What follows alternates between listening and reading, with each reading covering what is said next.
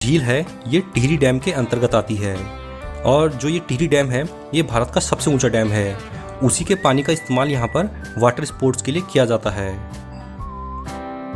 गर्मियों में यहाँ पे काफ़ी ज़्यादा भीड़ रहती है, लेकिन अभी थोड़ा ये मौसम ख़राब है, इस वजह से यहाँ पे आज कम भीड़ आई हुई है।